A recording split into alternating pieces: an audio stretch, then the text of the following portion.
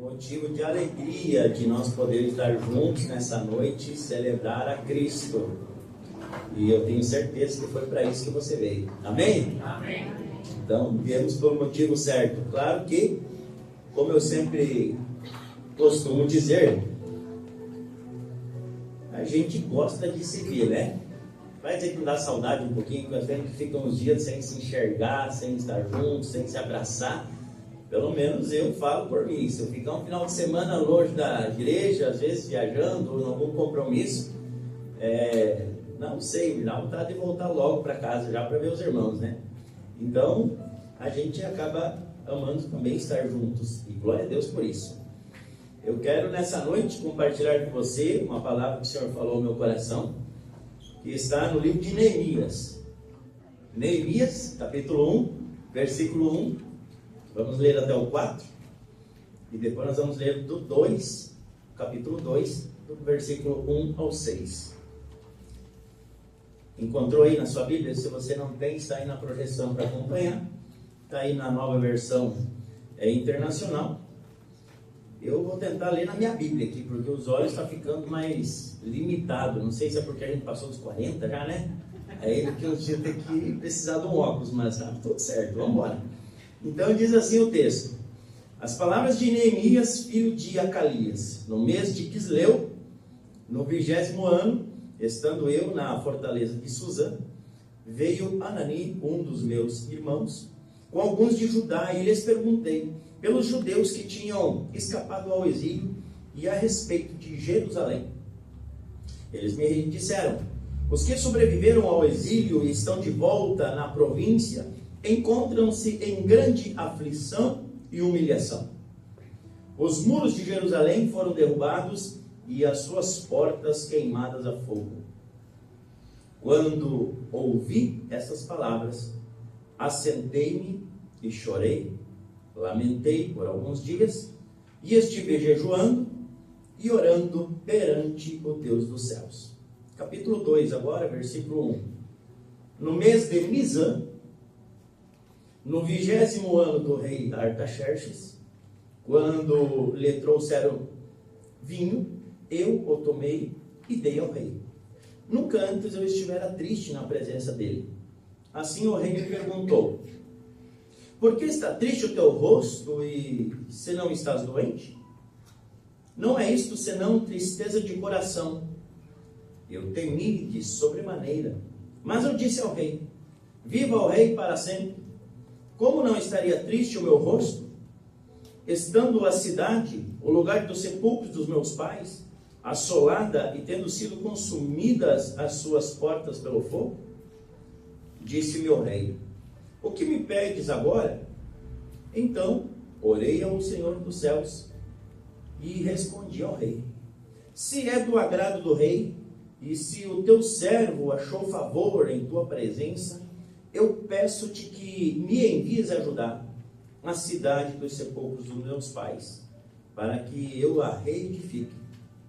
Então o rei, estando a rainha assentada junto a ele, me disse: quanto tempo durará a viagem? Quando voltarás? E aprouve ao rei enviar-me. Amém. Obrigado, Senhor, pela tua palavra, em nome de Jesus. Continue a renovar ela e iluminar ela para o nosso coração nesses dias e nesse tempo, para a nossa vida, em nome de Jesus. Precisamos ter a consciência e a certeza de que tivemos um encontro contigo e que o Senhor falou conosco através da tua palavra.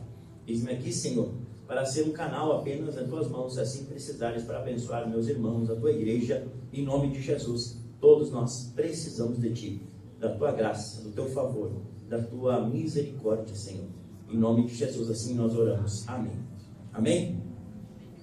Irmãos, o livro de Neemias, eu não sei se você já estudou ou não, eu não vou levantar a mão, porque talvez tem pessoas que vão ficar constrangidas, que eu não li ainda, estou começando, está tudo certo. E que bom que a gente começou um dia. E se não começou, é uma ótima oportunidade para a gente começar a ler, estudar. Não é verdade? Porque o conhecimento nos liberta da ignorância.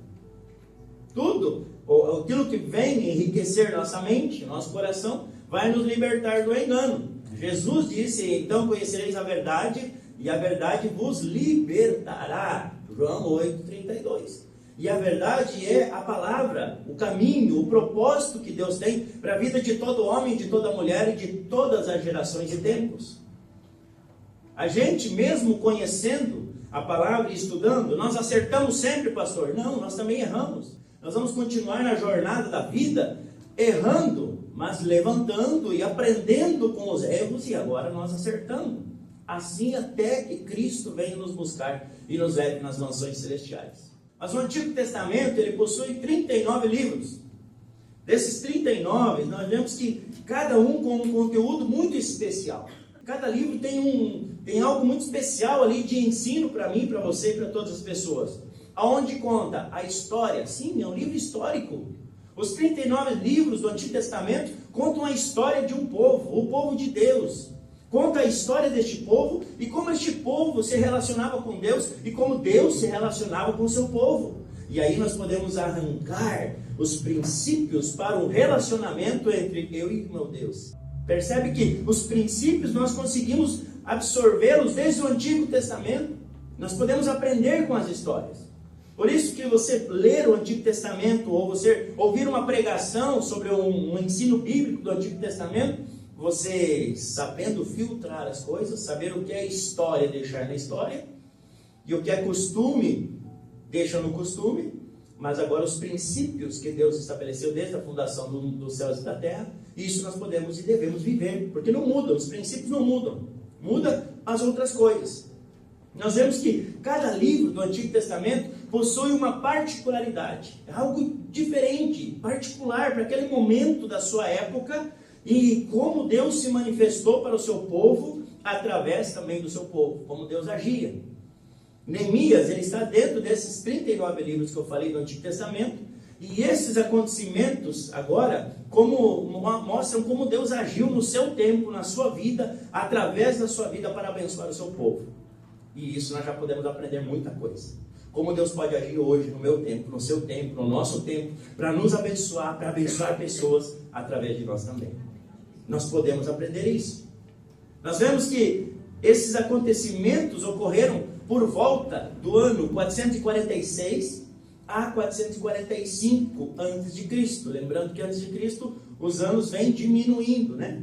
Então, mais ou menos, nós conseguimos compreender que é entre esses anos que o texto acaba sendo escrito, os fatos acabam acontecendo na vida de Neemias.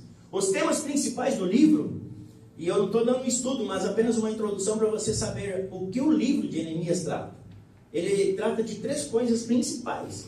Primeiro de tudo, a reconstrução dos muros de Jerusalém. A reconstrução dos muros daquela cidade que era a cidade do povo de Deus. Segundo, a repetição de certas leis divinas. Leis que haviam se perdido por causa do cativeiro e as pessoas não se lembravam mais. E terceiro, a restauração de ordenanças antigas, ou seja, trazer de volta aquilo que o tempo e outras culturas foram deixando para trás. Agora, no tempo de Neemias é trazido de volta isso. Particularmente, eu gosto muito do livro de Neemias. Gosto muito por quê? Porque nele eu vejo a atitude, eu vejo o desprendimento de um homem que decide lutar por aquilo que a maioria dos seus irmãos e a maioria dos homens da sua época não lutam e não fazem. Mostra a coragem de uma pessoa, de se levantar. Ele estava num palácio, ele estava num lugar muito confortável, muito bem, obrigado, com um emprego maravilhoso, talvez com um salário excelente na época, e ele decide abrir mão de tudo isso e ir lutar por aquilo que Deus queria que o povo dele lutasse. Mostra para mim o desprendimento de coisas materiais, de uma vida tranquila e agradável que muitas vezes nós procuramos. Mas ele que tinha, ele abre mão disso por uma causa. E isso já é algo que é muito poderoso para nós. Porque se nós não abrir mão muitas vezes de aparentes confortos para lutar pelas causas que nos interessam, nós não conseguiremos ter vitórias na nossa vida. Quais são as causas que interessam a mim e a você hoje em dia? A tua família te interessa? Então lute por ela. Teus pais te interessam? Lute por eles. Teus filhos te interessam? Lute por eles. A tua saúde te interessa? Lute por ela. O que interessa a você e a mim? Quais são as nossas bandeiras, as nossas lutas dos dias de hoje? Saiba que se nós não lutarmos, ninguém lutará por nós. Essa é o primeiro ensinamento que eu aprendo aqui. Deus é a minha bandeira, glória a Deus. Então lute para você permanecer conectado com o Senhor, para você ser obediente e um servo ou uma serva do Senhor no tempo atual. Nós vemos que aqui, nesse contexto bíblico que nós estamos falando, em 597 a.C., ou seja, 100 e poucos anos antes de Neemias, o Império Babilônico, eles vêm através de Nabucodonosor II e conquistam. Nós sabemos, eu gosto muito de assistir aqueles filmes de época, de guerra, de espada, aqueles de armadura, certo? Você vai ver, por exemplo, o Gladiador, vai ver tantos filmes assim, mais ou menos. Mas aquela época era isso. Era no fio da espada. Era guerra que não tinha arma química, não tinha tanque de guerra, não tinha helicóptero voando e jogando. As armas eram diferentes. E aquele tempo era resolvido, a força era resolvida no fio da espada, na força do exército. Então a Babilônia, um grande exército, vem e luta contra Israel e contra Judá e acaba os derrotando. Mas Deus sempre levantando profetas para Israel e para Judá, dizendo assim: se vocês não abandonarem a idolatria, se vocês não fizerem um concerto, o rei da Babilônia vai vir. Ele vai derrotar vocês, vocês vão ver pessoas que vocês amam serem mortas e vocês vão ir cativos. Deus sempre avisou. E Ele avisa eu e você também hoje. Ele sempre avisa eu e você quando nós estamos, às vezes, saindo fora do trilho. Como nós ouvimos hoje de manhã no culto em espanhol aqui pelo irmão Edgar, né? Na beirada do caminho, mas não no caminho, né, irmão Edgar? Quando nós deixamos o caminho, o Espírito Santo sempre vai nos alertar. Ele vai dizer: não está certo, volta. Mas a gente vai ter que tomar uma decisão, uma escolha individual de voltar. O povo não quis obedecer e voltar, permaneceu. O que aconteceu? Nabucodonosor levou tudo eles, e agora eles eram escravos da Babilônia. Só que daí passou um tempinho, se levantou um grande outro exército, o exército dos medos e persas, e vieram lutar contra quem? Contra a Babilônia. E os judeus estavam onde? Estavam na Babilônia. Agora a Babilônia é derrotada pelos medos e persas. E os medos e persas agora pegam tudo aquilo que há de bom, inclusive muitos judeus que eram intelectuais, isso e aquilo, e levam para onde? Daniel, lembra? Daniel, Misael, Azarias, Ananias, esses aí, né? Os 3 e 4 amigos ali, levam eles para onde? Levam tudo eles para o império deles. Agora, eles já eram escravos da Babilônia, agora eles continuam escravos deste outro rei. Só que este outro rei, ele achou graça ao povo judeu. E ele fez um edito, o rei chamado Ciro, em 536, ele faz um edito, e ele agora permite que os israelitas voltem para suas terras, construir suas casas, e plantar, e trabalhar normalmente, e pague apenas uma taxinha. Pague uma taxa da colheita e permite ele voltar para lá. Agora eles recomeçam suas vidas. Assim, começa o retorno do povo. Amém? O povo começa a fazer o quê? Abandona o império ali e vai aonde? Começa a voltar para sua terra. E agora eles começam a voltar, só que o povo volta, em vez de eles começarem a reconstruir as coisas, primeiramente com Deus e depois com as suas terras, casas, isso e aquilo, eles fazem ao contrário. Eles se preocupam primeiro o quê? Não, com a minha casa, com a minha terra, com meus boi, com meus bichos. E passavam e viam os muros caídos e diziam: meu Deus, que mão de obra que vai dar? Quem será o louco que vai fazer isso aí? Estou aqui parafraseando para você entender na nossa língua. Meu, quanto estrago isso aí. Tem que ser um exército de homem para fazer tudo isso. Vai demorar 20 anos, 50 anos. Talvez eles comentavam isso, olhando apenas as dificuldades e não vendo com os olhos da fé a possibilidade. Então, acontece que passa praticamente 100 anos. E então chega alguns irmãos de volta e Neemias ouve. Como acontece, como está a nossa cidade? Como está a nossa cidade? Como está o templo? Como estão os irmãos e tal? E daí o povo diz, olha, na verdade era um escravo aqui, estavam humilhados aqui, foram para lá e nós continuamos numa grande humilhação, num grande problema. E então acontece o quê? Acontece que no versículo 4 que nós lemos, Neemias chora. Amém? Neemias chora, se lamenta. E eu quero falar algumas coisas sobre isso. Nesse contexto, que as gerações mudam, as tecnologias mudam, as culturas mudam e assim por diante. Mas existem sentimentos. E nós estamos falando sobre o que? Sentimentos. Emoções. Mas estamos falando de sentimentos, emoções, principalmente nós. Sobre a humanidade, elas permanecem desde que a humanidade foi criada por Deus. Em todas as culturas, raças, etnias e assim por diante. Isso todos nós temos.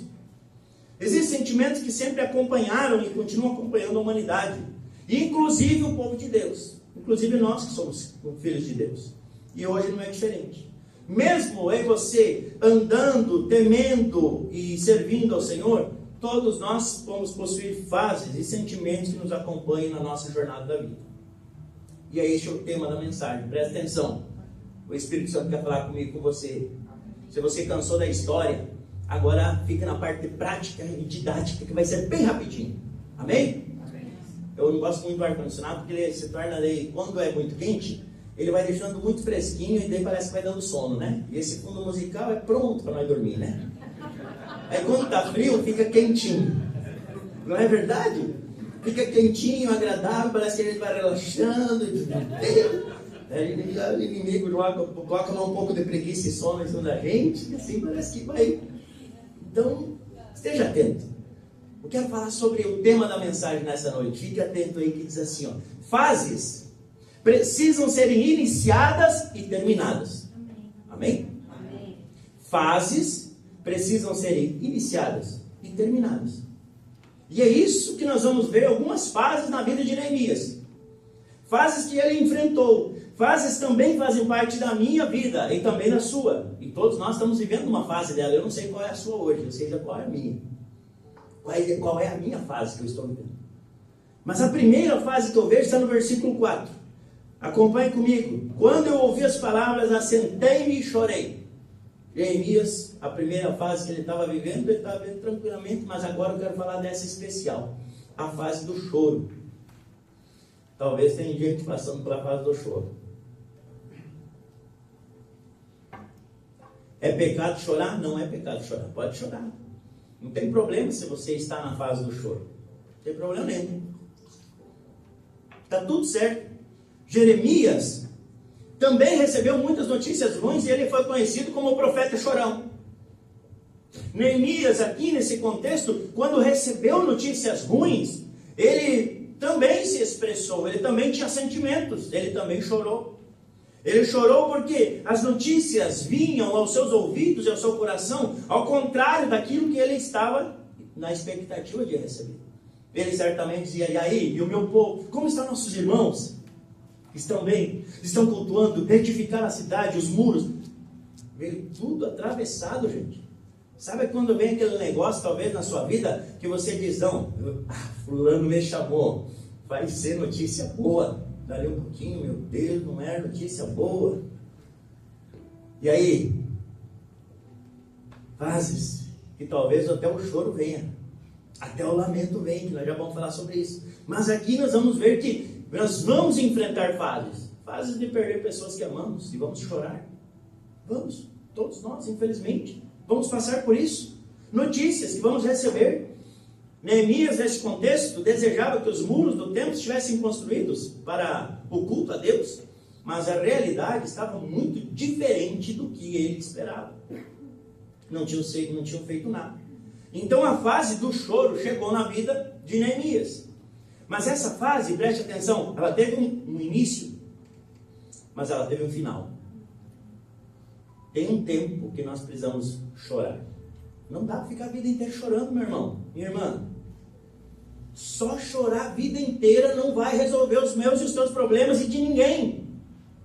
Você pode até chorar, mas tem que saber o dia de começar e tem que saber o dia de parar, em nome de Jesus. Amém? Amém. Nós temos que saber o tempo, que é o início, mas tem um final, e eu não posso me prolongar muito, senão eu vou atrasar o processo e aquilo que Deus quer fazer na minha vida. Aquilo que está na próxima fase, na próxima etapa. Então aqui, ele chorou, ele teve o início, teve o final, ele não ficou o resto da vida se lamentando na mesma fase, só chorando, só chorando, só chorando. Não, ele não ficou o tempo todo, ele teve um dia que começou, mas teve um dia que terminou. E nós aprendemos isso com o próprio Jesus. João capítulo 11, Jesus chorou também, versículo 35. Jesus chega onde? No túmulo de Lázaro, lembra disso? O que acontece? Jesus chorou. Jesus chorou. Ele chegou lá, o seu amigo lá estava morto e ele já sabia que era 2 dias atrás, tinha recebido notícia e ele disse, esperou mais 2 dias para ir ainda. Chegou lá e agora se depara com todos as suas irmãs, seus familiares ali chorando, isso, aquilo, ele chega lá, ele também chora. Agora Jesus ficou para sempre chorando? O que diz logo no versículo 39? No versículo 39, o que diz? Tire a pedra. Ou seja, eu chorei, já parei de chorar, agora tem outra fase. Agora tem a fase de nós dar uma ordem e de as coisas mudar em nome de Jesus. Amém? Está dizendo agora, tira a pedra. Já pensou, Jesus? Imagine a cena. Jesus diz, eu acho que tira a pedra, porque, não sei, vamos tentar. Será que foi assim? Claro que não foi. Ele chorou. Ele parou de chorar. Ele se recompôs e disse assim, eu vou para a próxima etapa agora. Onde é que estava? Ah, está lá? Então vamos lá. Chegou na frente da pedra e disse, ei, tira a pedra. Tem algo para acontecer de agora em diante. O choro começou, já parou. Agora tem uma nova fase em nome de Jesus. Amém? E é isso que ele está dizendo. O versículo 43. Parou na pedra? Não. Olha o que diz no 43. E depois de tirar a pedra, ele bradou. Bradou numa voz baixa? Não, alta voz. Ele fez um berro. Um baita de um berro. Como daqueles de tremer a canhada, assim, que nós berrávamos lá nas canhadas do interior, lembra? Lá, bradou em alta voz, Lázaro, venha para fora. E o texto bíblico, se você continuar lendo, você vai ver. Glória a Deus. O homem tudo maniado aparece lá e vem para fora. Volta à vida. Volta à vida. Caso Jesus não começasse e terminasse a fase do choro, ele não teria conseguido avançar para as outras fases, para as fases seguintes. Davi também entendeu isso e passou muitas fases de choro na sua vida. Versículo 5 do Salmo 30, a parte B, um texto muito conhecido onde diz assim, tem até música que nós cantamos: o choro dura uma noite, alegria ela vem pela manhã. Ou seja, o choro começa, o choro para e a alegria começa. E pode ter certeza que ela não vai durar para sempre também. Esteja ciente disso. Ei, não se engane. A alegria não vai durar para sempre, vai ter outra fase. Mas depois tu recomeça de novo. A única coisa que tem que ser para sempre em mim e em você é a fé, o nosso olhar no autor e consumador da fé minha e sua, que é Jesus Cristo. Nós vamos passar por muitos problemas e dificuldades na vida. Quando nós vemos a história de Davi, se você ler e estudar a história, você pensa, quantos gigantes Davi matou? Começou com Golias, depois teve mais 4 irmãos de Golias. Foi 5 gigantes. A gente lembra do primeiro, que ela era um menininho. Agora sim, se nós ler a história de Golias, ele matou mais 4 gigantes depois. Um gigante dizia, você pegou o nosso irmão, agora nós vamos te pegar, cara.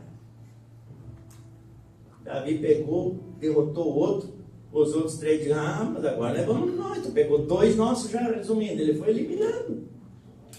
O que serve de lição para mim e para você? Que a alegria de hoje, ela não é permanente. Ela vai ter momentos difíceis na nossa vida, nós temos que ter consciência disso, porque senão nós vamos viver iludidos. E Jesus não veio trazer ilusão. Tanto que ele disse no Evangelho de João, capítulo 16, se não me falha, 33, ele diz, no mundo vocês terão aflições. Jesus iludiu você? Talvez algum pastor te iludiu, e tomara que não tenha sido eu, em nome de Jesus. Mas agora, não, o Evangelho é vitorioso, em nome de Jesus. Isso não é ilusão, isso é verdade. Isso é verdade, o Evangelho é vitorioso. A igreja é vitoriosa, as portas do inferno não prevalecem contra ela. Mas isso não impede de eu e você de passarmos por momentos difíceis. Nós vamos passar por um momento do choro.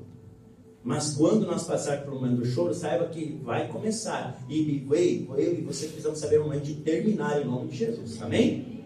Continua o versículo 4 de Neemias. Ele diz aí, ele se lamentou. Que diferença tem, pastor? O lamento do choro. O choro é uma expressão de sentimento sem palavra nenhuma. É só lágrimas e talvez soluços. Não tem palavras. Agora, o lamento é uma mistura de choro com nossas dores mencionadas em palavras. Ou seja, ai Senhor, está doendo. Ai Senhor, tu está vendo. Ou seja, isso é um lamento. Eu estou me queixando para Deus. Está entendendo como já de uma fase ele foi para outra? Mas aparentemente parece que ele está piorando, pastor. Não tem problema. Se você está caminhando neste caminho como ele fez, mas para o Senhor, você está no caminho da vitória. Continue que você não vai ser decepcionado em nome de Jesus. Ele foi para o momento do lamento.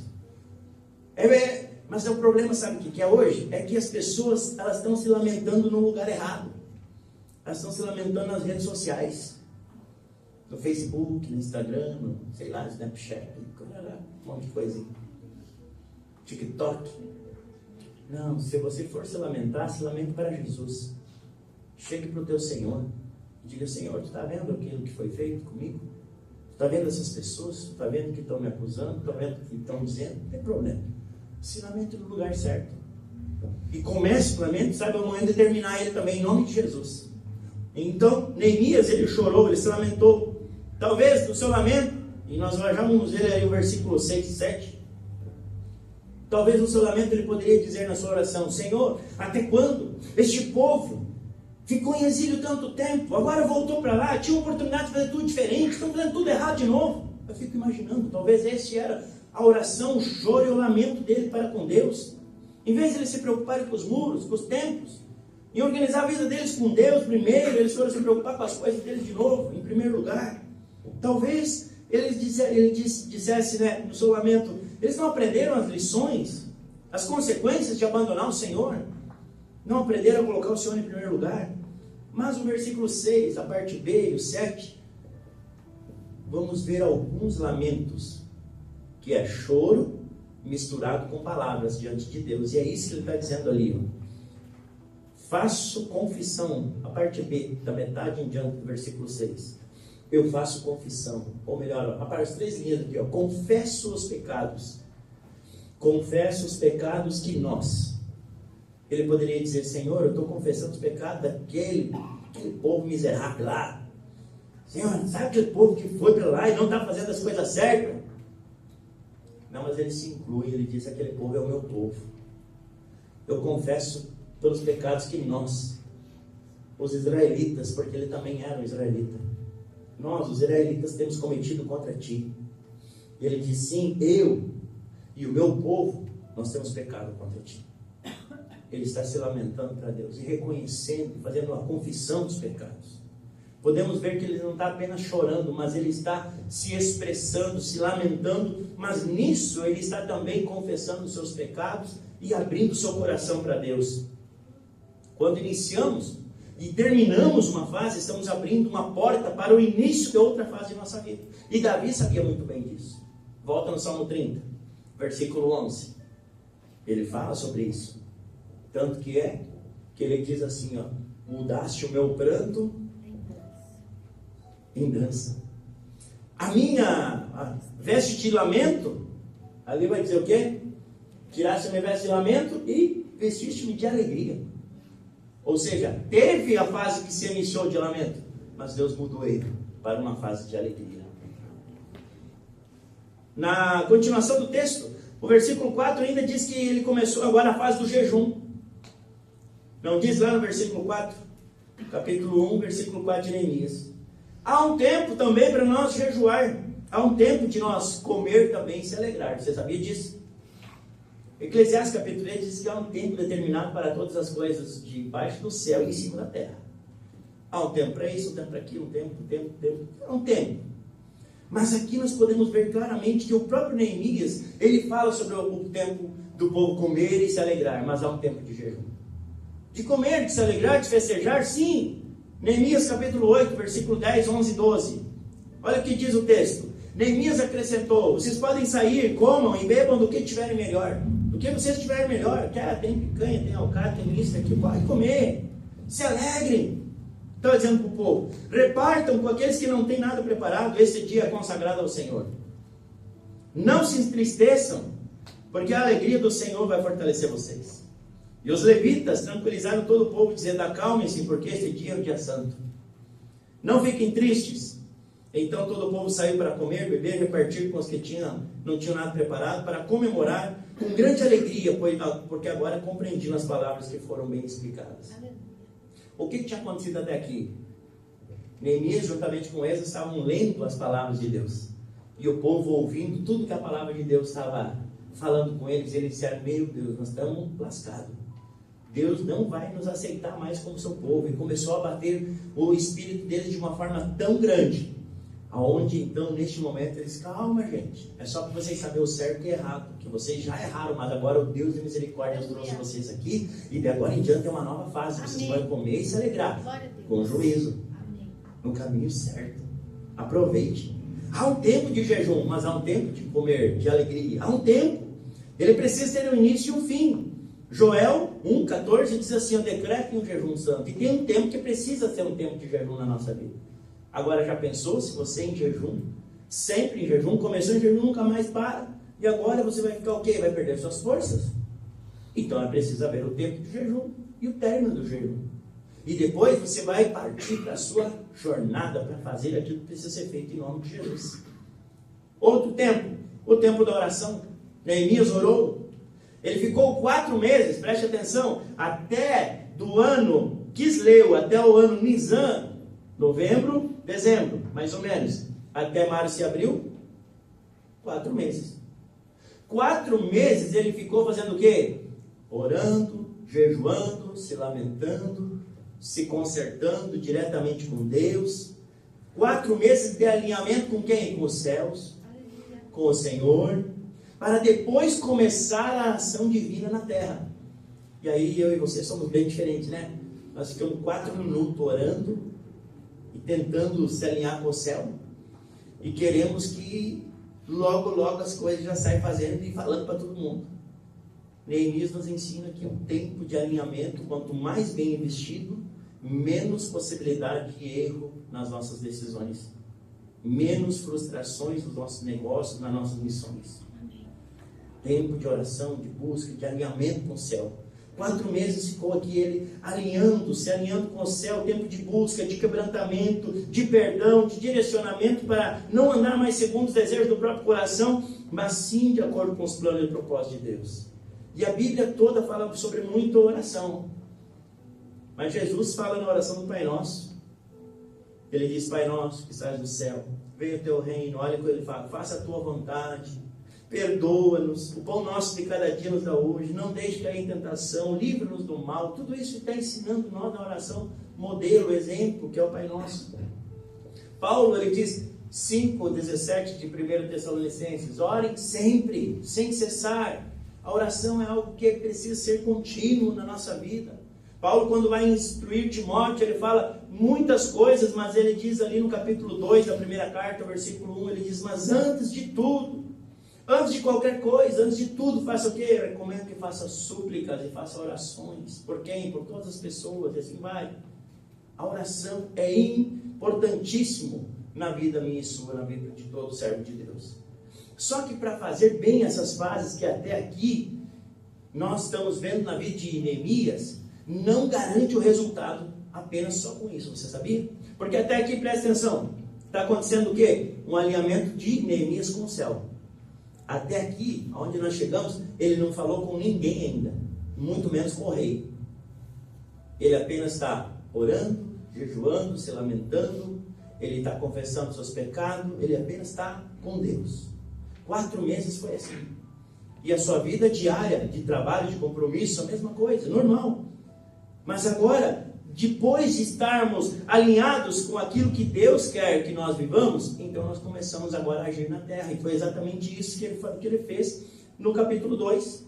Então chegou o momento agora de ele falar com outra pessoa. Chegou o momento de ele falar com o rei. Neemias estava cumprindo e vivendo perfeitamente as fases que se iniciaram e terminaram, uma após outra, durante 3, 4 meses. E agora iniciou-se uma outra fase, a fase dele comunicar aquilo que estava queimando o seu coração. Amém. De falar aquilo que estava no seu coração com as pessoas que estavam na sua volta. E agora Deus prepara o tempo. Deus move o coração do rei e diz: ô cara, o que está acontecendo? Estou vendo você triste aí. E então ele percebe uma grande oportunidade. E ele fala com o rei. Neemias já tinha tudo programado. Foi 4 meses não só de choro, mas foi de programação. Foi alguém que estava programado para aquilo que precisava ser realizado. O rei perguntou para ele: quanto tempo? O que você precisa? O que você quer fazer? O que ele disse? Não, assim, ô rei, espera um pouquinho, me dá um tempo, aí, uns 15 dias, que eu vou ter que pensar. Eu nem sabia que o senhor ia me propor esse negócio. Foi isso que ele fez? Não. Claro que não. Quando ele viu a oportunidade, ele diz: o tempo é tanto, o que eu preciso é carta para mim ir lá, eu preciso madeira de tal lugar, eu preciso disso, disso, disso. E o rei disse: ok. Organização. Porque a parte humana ele já estava feita, ele estava esperando apenas a providência e a resposta divina. Ele estava tudo organizado, ele já sabia tudo, as respostas estavam prontinhas. Ele não precisava pedir um tempo de pausa, de descanso para calcular, não. Mostra a organização da parte dele. A fase mudou, porque Neemias não ficou refém das fases passadas, onde ele começou e concluiu. E agora ele estava pronto para viver aquela nova, viver a outra fase. Jesus também falou para Paulo, seu servo: há um tempo de nós falar, há um tempo de calar. Claro que há, mas há um tempo de falar. E Atos 18, 9 diz assim: certa noite o Senhor falou a Paulo em visão: não tenha medo, continue falando e não fique calado. Há um tempo de ficar quieto, mas há um tempo onde o próprio Jesus diz: ei, não te cala, Marcelo, não te cala, meu irmão, minha irmã. Há um tempo de você proclamar e de você declarar aquilo que está incendiando o teu coração, porque fui eu que coloquei dentro de você. Glória a Deus. Há um tempo, continue falando, não fique calado, porque eu estou com você e ninguém vai te fazer mal nenhum. Amém? Amém? E 6, nós vamos terminar ainda hoje, fica tranquilo. Há um tempo de reconstruir, irmão. Não há um tempo de reconstruir? Há a fase da reconstrução. Mas como é que a fase da reconstrução vai chegar se ainda eu fico preso na fase do choro? Está conseguindo entender? Que na nossa vida é assim. Como é que eu vou viver um novo tempo nesse relacionamento que eu estou se eu ainda estou preso no passado? Como é que eu vou viver um novo tempo nessa empresa que eu estou se eu estou preso naquela passada? Ei, encerra em nome de Jesus. Como é que eu vou viver um tempo nessa igreja que eu estou congregando se ainda não tenho vínculos com a outra? Em nome de Jesus, encerra. Há um tempo. Cidades, pessoas, relacionamentos, trabalhos, nós precisamos saber o tempo de começar e o tempo de terminar, em nome de Jesus. Amém. Fases que começaram e terminou. Agora é um novo tempo, é uma nova fase, é um novo aprendizado, é uma nova etapa na minha vida. Agora é um tempo de reconstruir. Reconstruir o que é? Aquilo que Deus tinha mostrado para ele reconstruir. Agora ele precisava apenas ir, ele chegou lá. Ele chegou lá, ele verificou a situação, analisou, planejou. E é isso que diz no versículo 11, 12, 13, 14 e 15. Eu não vou estar lendo agora, mas ele vai dizer que ele ficou lá 3 dias.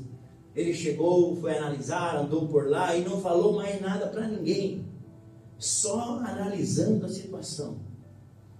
E então depois dele analisar a situação, ele pega e convoca as pessoas e está dizendo: até quando vocês vão ficar vivendo essa vergonha? Em outras palavras, para nós entender, Deus tem uma vida de honra para vocês e não de miséria. Aleluia. Deus quer levantar vocês aí desses sepulcros. E essa mesma palavra serve para mim e para você. Deus também não quer que a gente fique presos a fases passadas em nome de Jesus e nem nessa atual em nome de Jesus. Ele quer nos levar para outra em nome do Senhor. O que acontece? 7º e último, Neemias reconstruiu. Ele reconstrói. capítulo 6 de Neemias, versículo 15 e 16, para nós encerrar. Olha o que diz o texto. O muro ficou pronto no dia 25 de Elul, em 52 dias. Foi quase 100 anos que alguém poderia ter feito isso e ninguém fez. E Neemias, em 52 dias, juntamente com uma equipe, fez. Perceba que se o teu pai não fez, se a tua mãe não fez, se gerações passadas não fizeram, nós podemos fazer. Amém. Se outras pessoas não fizeram, nós podemos fazer. Nós alinhados com o Senhor, nós podemos fazer, porque é possível. Nós temos o Senhor que está conosco. Não tem nada que nos impeça, a não ser a nossa própria autolimitação, e nós ficarmos presos em fases que nós já não devemos mais ficar. Ei, há um tempo para todas as coisas, há um tempo de choro, há um tempo de luto, há um tempo, mas há um tempo de nós encerrar em nome de Jesus, porque tem coisa nova para frente, afinal de contas, nós não morremos ainda. Tem algum morto aí? Eu não quero fazer culto fúnebre hoje. Não. Você tem gente viva, é porque tem propósito, tem algo para nós viver ainda, em nome de Jesus. Você coloca em pé, espante aí o frio se você tem.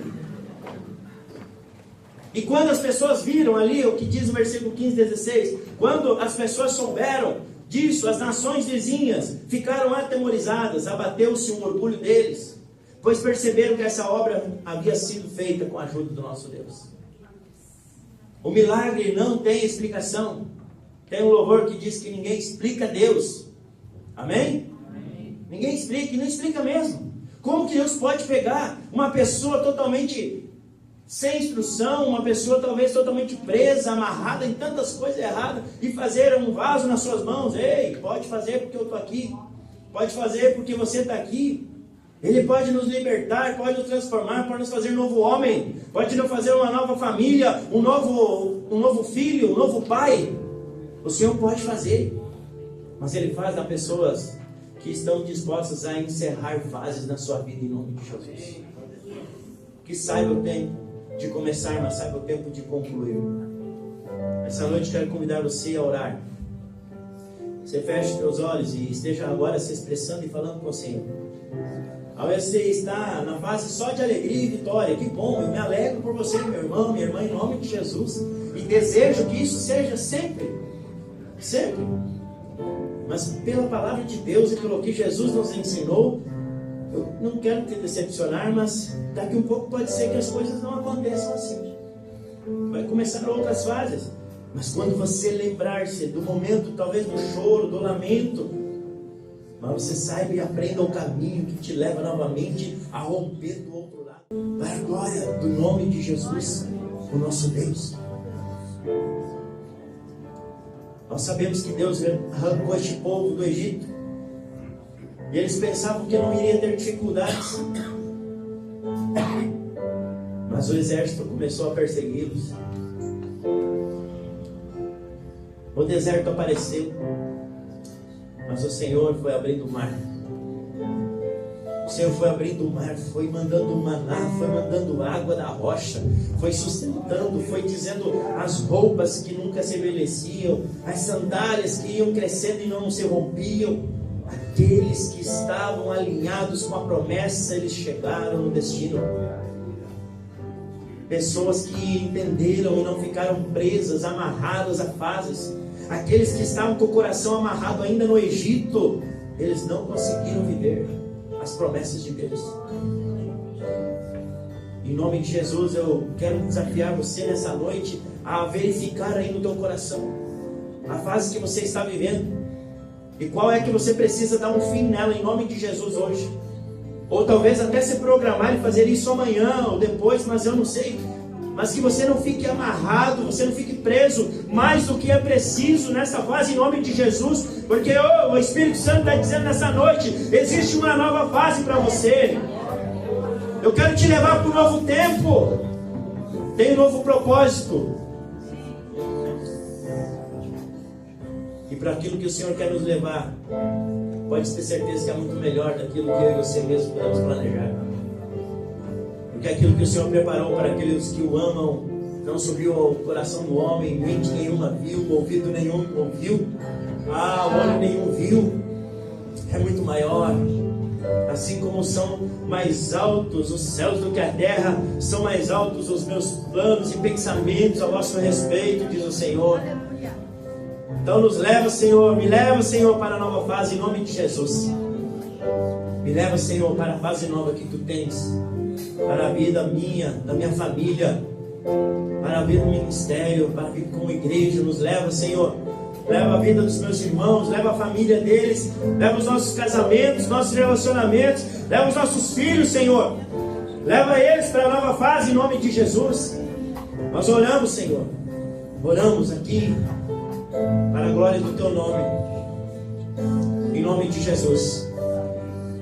Nós queremos essa noite totalmente rendidos debaixo da Tua potente mão e da Tua presença, rendidos debaixo da Tua palavra que é poderosa, dos princípios que Tu tens nela, nos colocarmos aqui, Senhor, à disposição e dizer: ei, Senhor, nós queremos encerrar a fase, se for do choro, se for do lamento, a fase do jejum, da oração, se for a fase talvez que nós estamos falando demais com as pessoas e menos contigo, nos ajude a nós realinhar, Senhor.